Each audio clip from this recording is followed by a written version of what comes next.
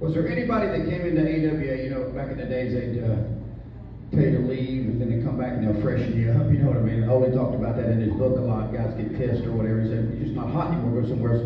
Was there anybody that came into AWA that just was hot somewhere else and they just fizzled there?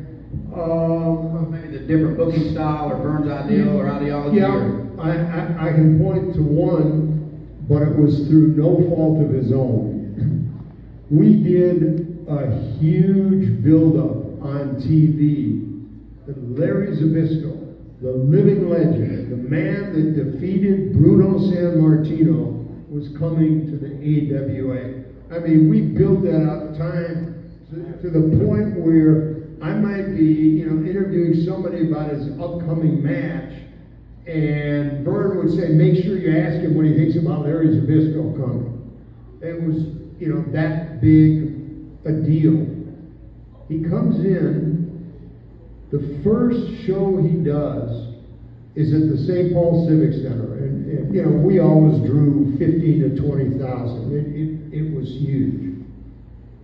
They put him against Billy Robinson, who Shawn Michaels could not look good against Billy Robinson.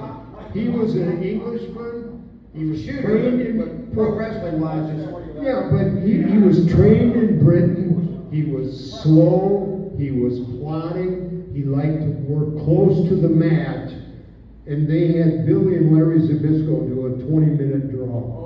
This is the guy you've been building up as the second coming, and should have been a squash on somebody. Yeah, and you know, it should have been. He defeated Billy in like 8 minutes, but they go a 20-minute draw. Was that 100% Burns' idea to do it?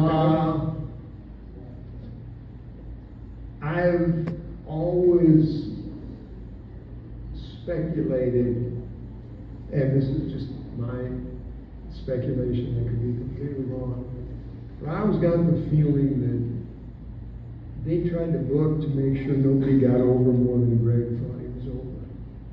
It's just my feeling. But I mean, just think about it. When you're building, and Larry Zbyszko was a huge name.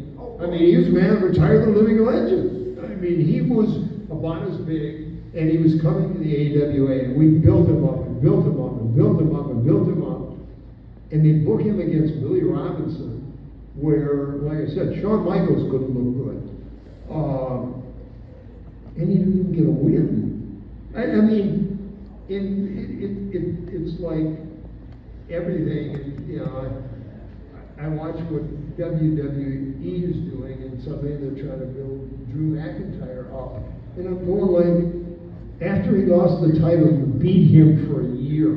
How do you suddenly think people are going to now buy him? Right. That it's like, I think that killed Larry before he even got there. I mean, of all the things, that's the thing that made no sense to me. You know, and I had got a chance to sit in on some of the, you know, booking meetings and things like that. But when I first saw the card, I thought, well, okay, they're going to get him a big win. You can't look good against this guy.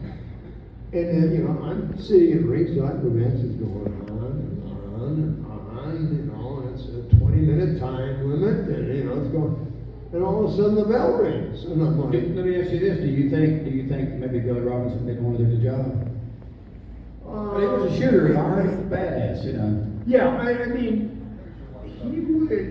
he would shoot, but Billy didn't really want to, you know, hurt him. Well, I know that. But what I'm saying is you know, if he didn't want to be beat, he wasn't, you know. You know, I doubt it, only because, you know, Billy was old school, and it was still all about the business.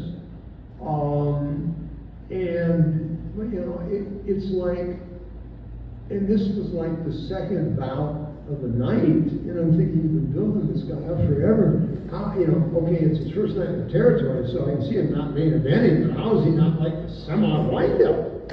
You know, that was the strangest thing I saw. One more question.